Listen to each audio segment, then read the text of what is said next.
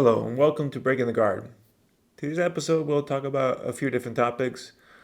First off, just going off fight news. If you watched, there was UFC in China and Macau, I believe, and Peter Yan got back into winning form, beating Davis and Figueredo.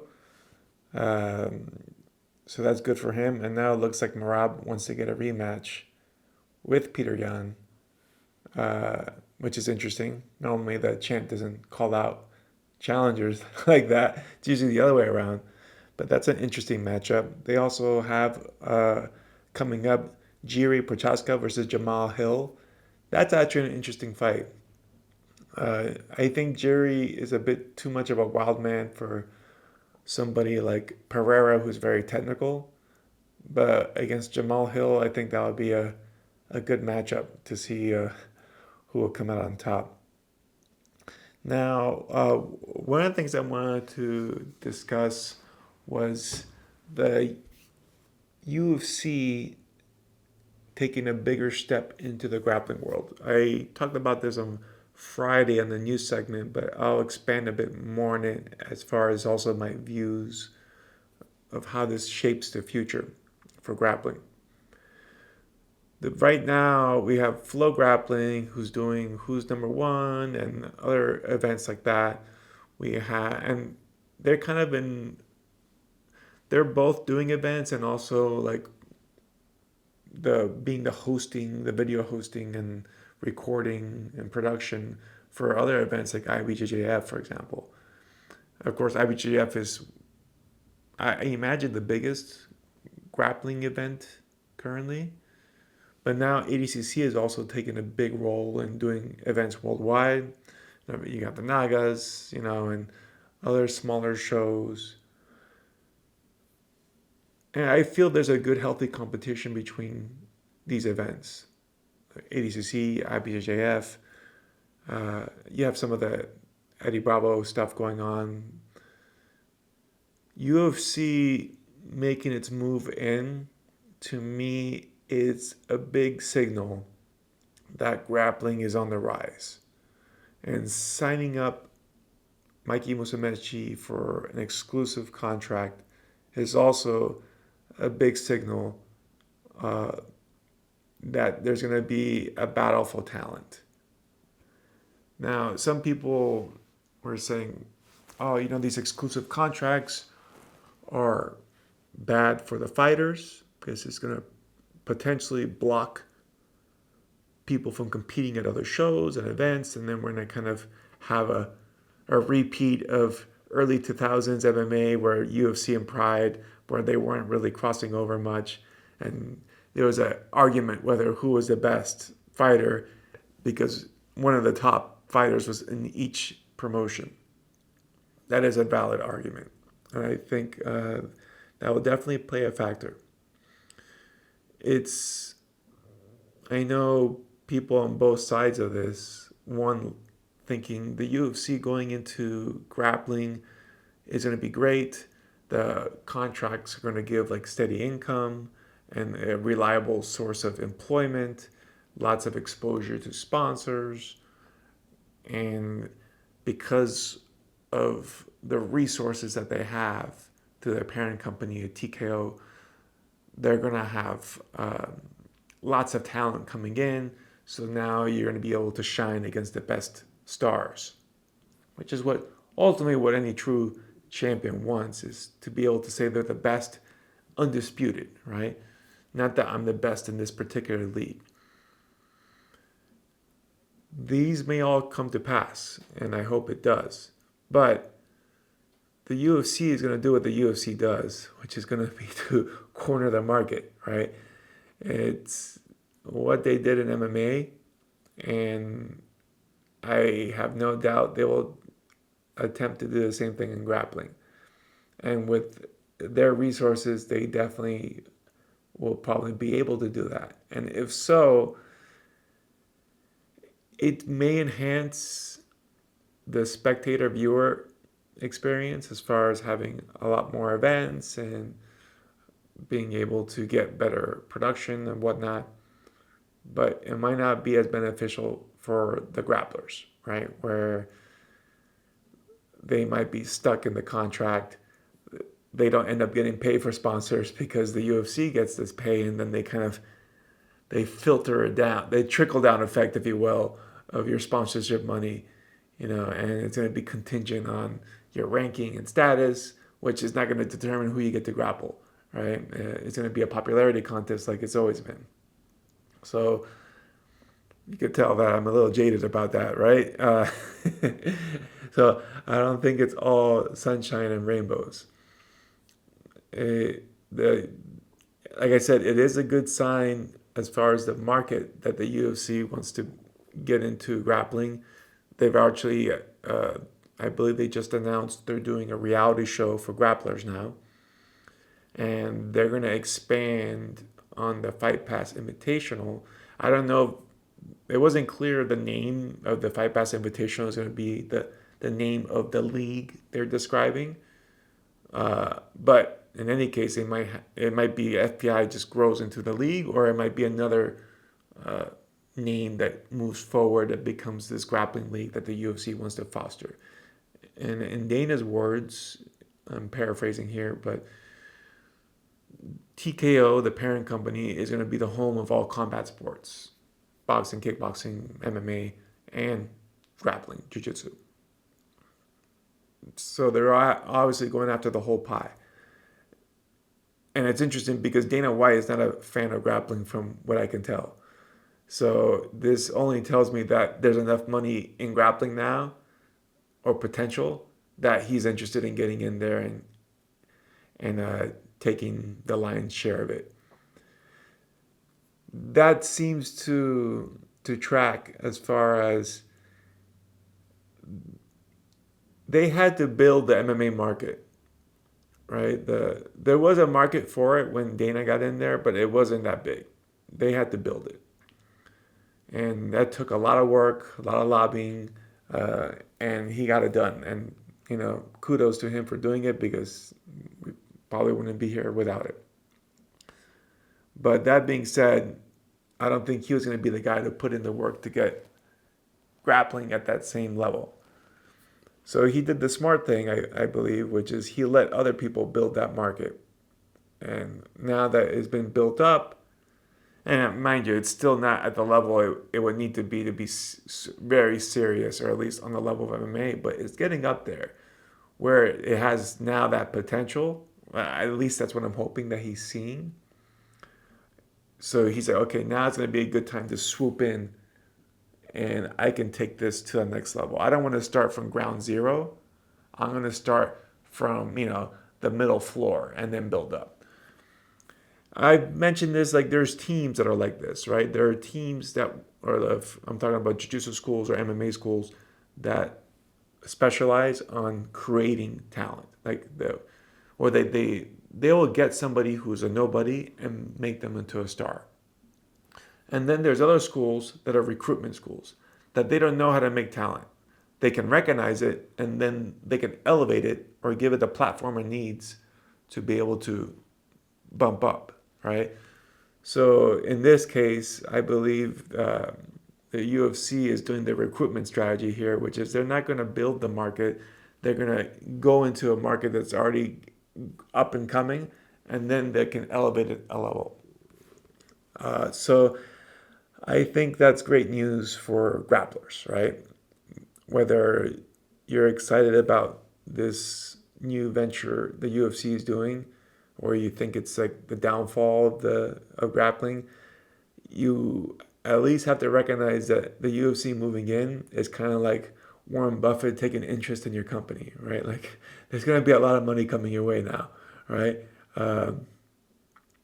Now, if that long term creates a better position for the grappling economy is another story. I think ultimately it will, right?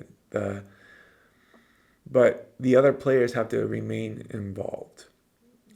I think if you just trust the UFC to do right by the athlete, you're gonna be you're gonna be sorely mistaken, right? Like you're gonna have to be vigilant, make sure you don't get locked into anything.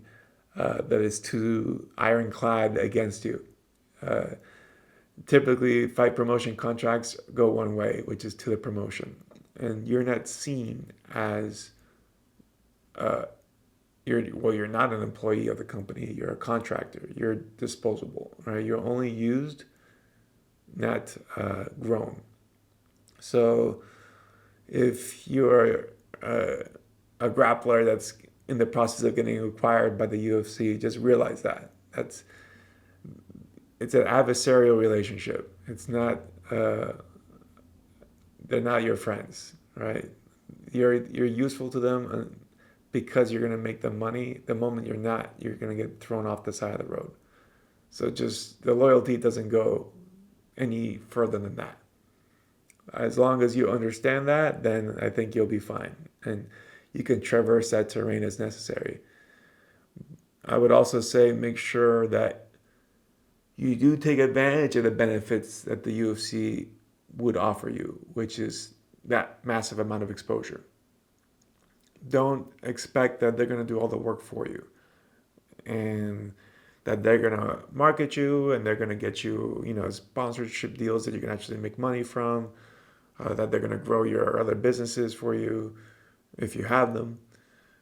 You're going to have to do a lot of lifting, right? You want to make sure that you have people in place that if you're not that type of your business savvy entrepreneur, that you have somebody that can maximize your potential with this big exposure. This is kind of like if you're going to go on the Joe Rogan podcast and you had nothing to promote. You wasted a massive opportunity there, right?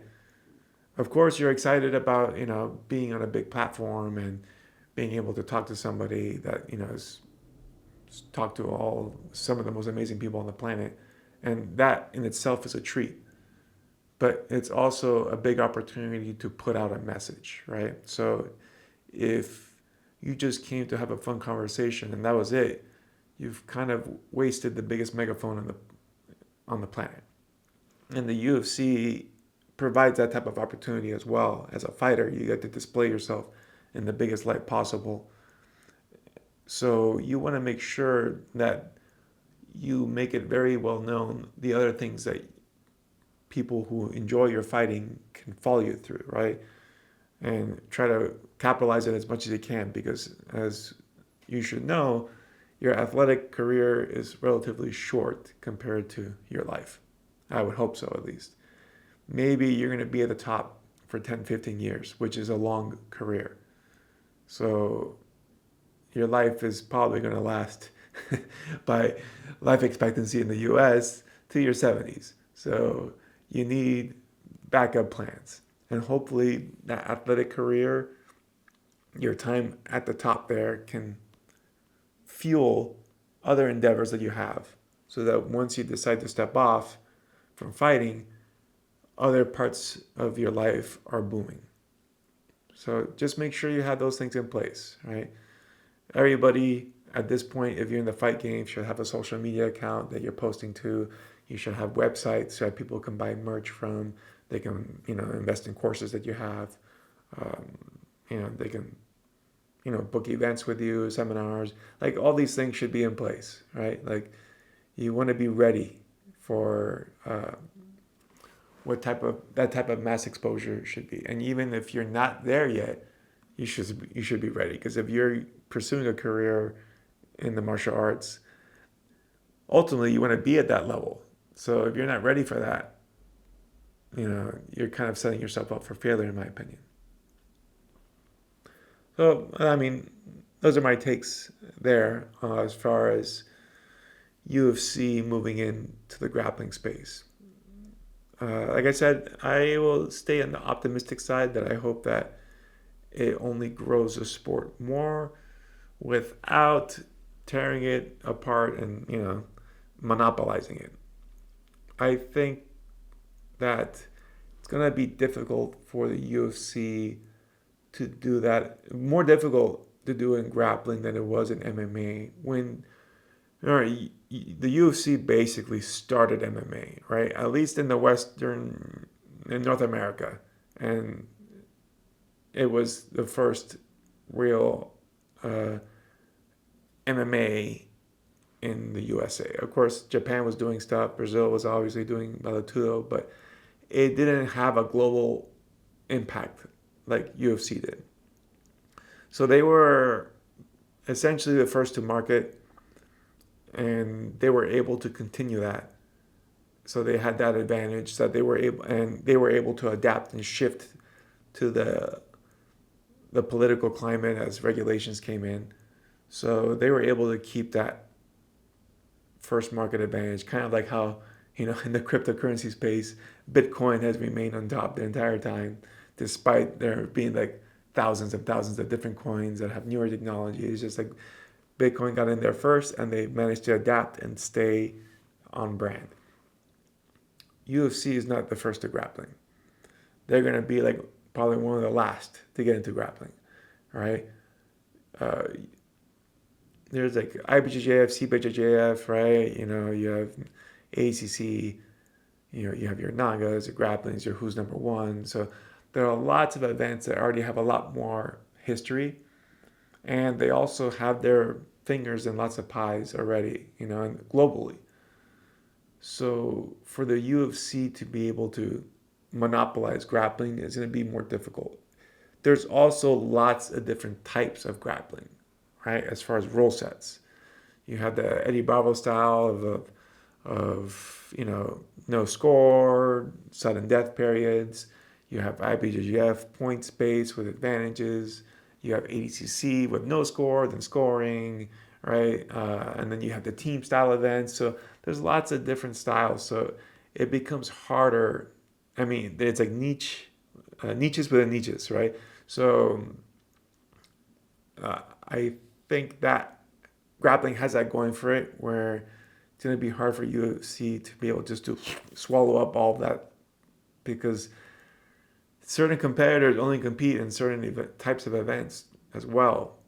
So unless they plan on holding all the different rule sets, it's going to be difficult.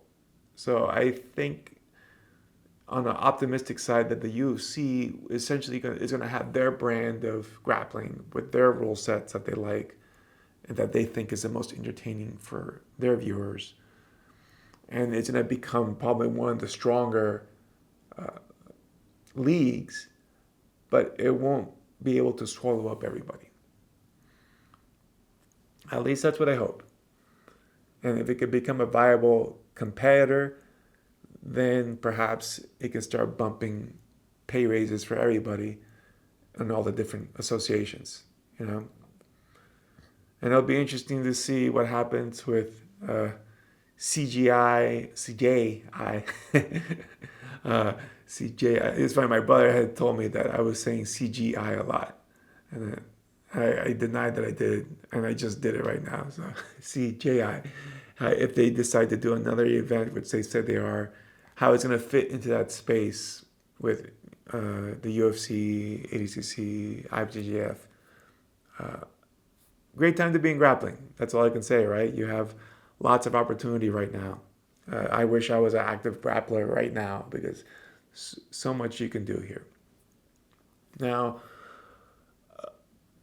last thing I'll talk about that I mentioned, I think on this past Wednesday and on the fitness tip, but I was talking to people who were asking me about my fitness routine, and they were somewhat enlightened by this information. So I feel like I can expand on it a bit more, which is I was talking about it in a weightlifting context, but essentially it works on any type of exercise or fitness, whether it's martial arts training, sprinting, jiu-jitsu, whatever. We're used to thinking of routines and your schedule based off a calendar, right? And a calendar, the most common unit that's repeatable is a week, right? There's always the same 7 days in a week. There's weeks, 4 and the third weeks in a month. So normally we don't set up our training schedule on a month. We set it up on a week and it repeats, right? And depending on the type of routine, you might advance the routine depending on the week that you're in.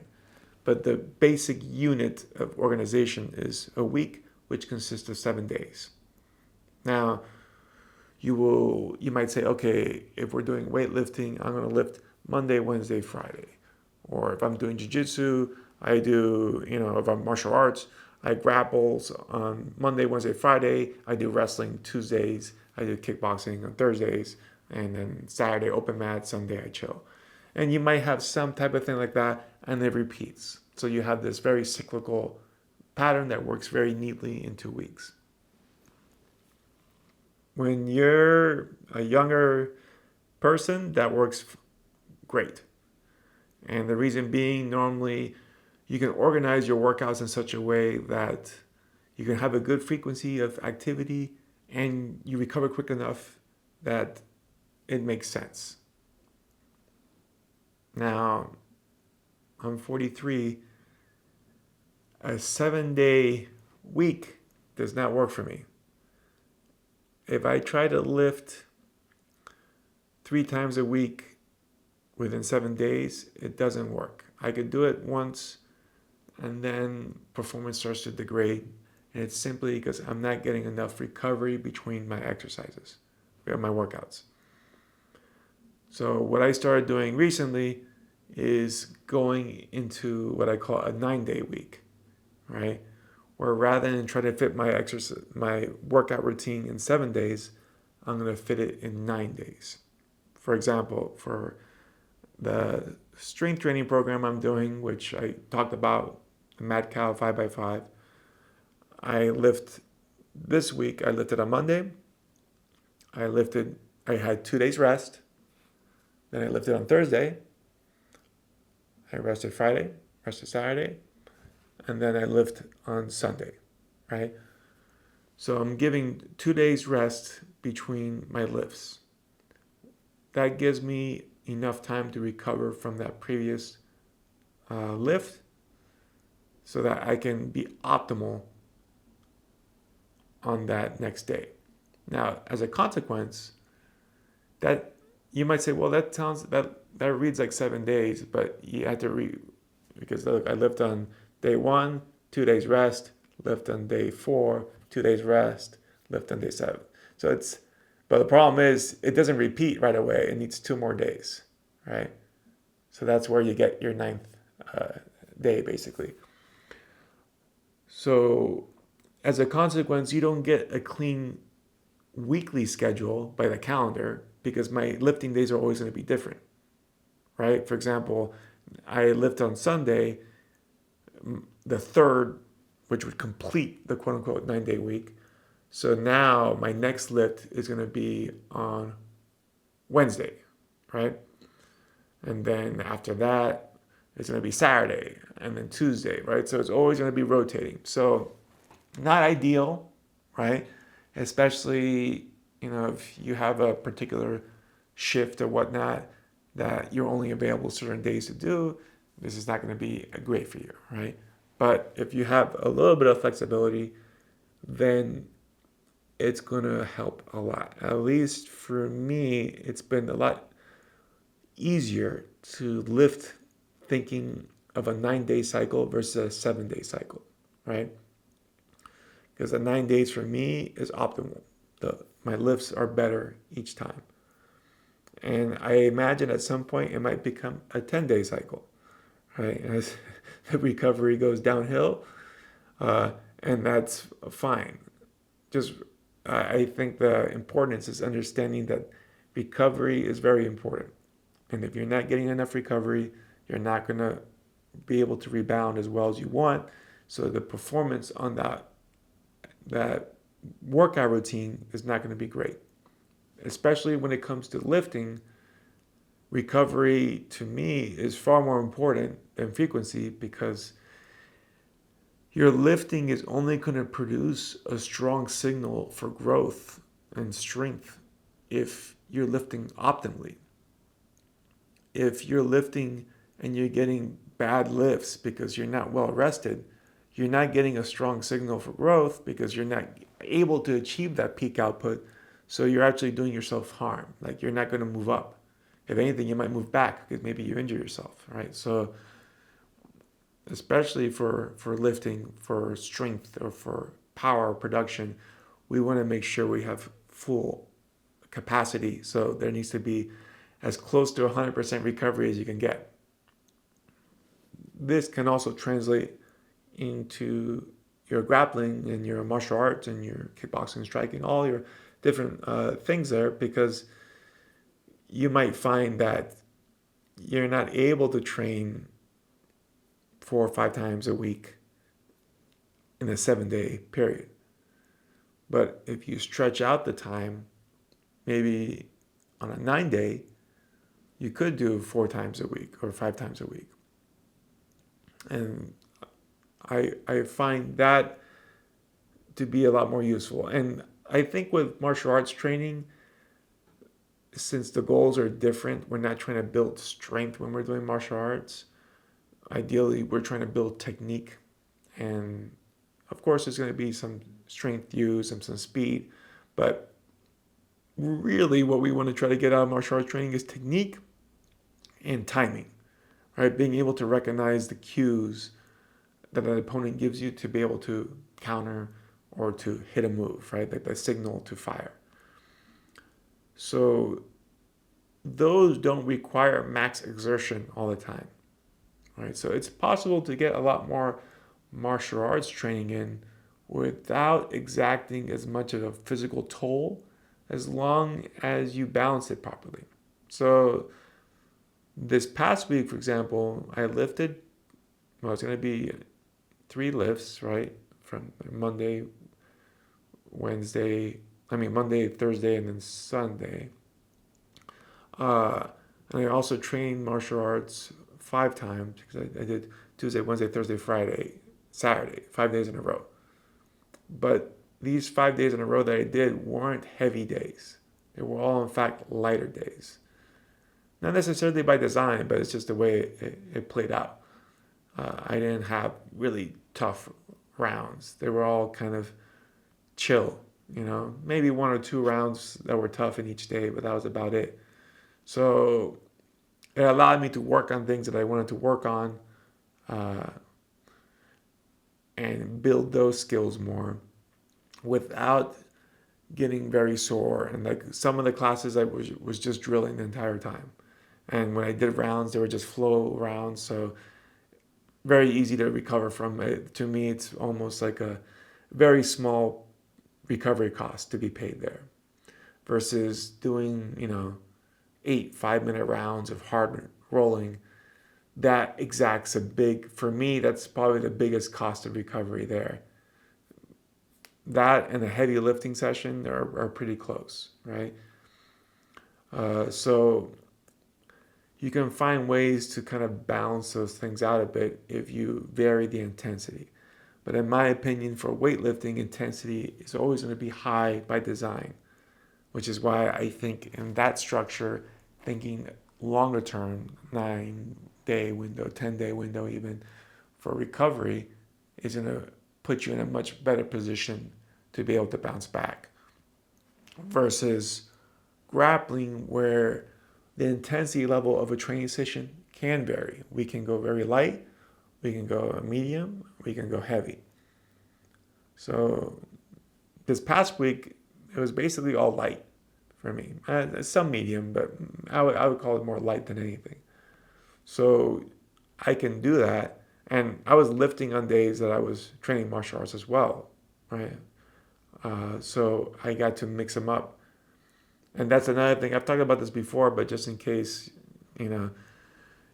don't try to spread all the workouts evenly throughout the training cycle, right? And that's something that's tempting to do, which is I'm going to just evenly butter the bread, right? Like I'm going to spread it all out so that the amount of physical exertion each day is the same. That's not good either, because your body never really gets rest. It's always being exercised and fatigued at a similar level every day, so there's no rest day. It's instead better to have a very heavy day. For example, I trained martial arts, and then I lifted weights that day, and did my uh, biometrics and yoga. So I did a lot of physical activity in one day, and then the next day I go light. Maybe I just did a drilling session, and then a day I go medium, right? So that way you do put in some recovery. So there's a day where your body can actually just go back. Okay, I can just chill today. Not a lot going on, right? And I get to actually bounce back more. Maybe get a massage that day, or go for a walk, or a nice soak in a hot bath or a sauna, right? Not avoid that temptation of try to spread your workload out evenly. Your body needs to be able to recover. So if you never really give it that opportunity, you're just gonna slowly fatigue yourself and grind yourself down to dust, right? So make sure you do have a mix of hard days to light days, and then medium intensity days. Uh, these are, again, different strategies. Like for me, if I just lifted weights on a day, that would be what I would consider a medium day. It's a high intensity activity, but it's by itself, right? And maybe I walk that day or do something else, but again, very light. Whereas a high intensity day would be a lift and a martial arts training session, particularly one that was more strenuous, maybe more wrestling oriented and whatnot. So that would be a high intensity day, right? So I wouldn't want to put those days back to back. And like a middle training day, might be a weightlifting session that's not particularly too heavy with a grappling session as well, or maybe a grappling session with some type of cardiovascular training afterwards, right? So, you can kind of get what I'm saying here, right? Don't try to make every day heavy. Don't try to make all the days the same. Every day should have a different level of intensity. That way your body can recover between those exercises and those activities. And especially for the days that you do want to go heavy, you want to try to go into those heavy days strong, right? You want to feel great stepping into those days. Anyhow, I hope that information is useful, right? I know I tend to cater to an older crowd, so hopefully that helps some of you guys be able to get through the training week without being too battered and beaten, and hopefully getting better as you go along, right? Um, Thanks for tuning in, and I will catch you guys next week.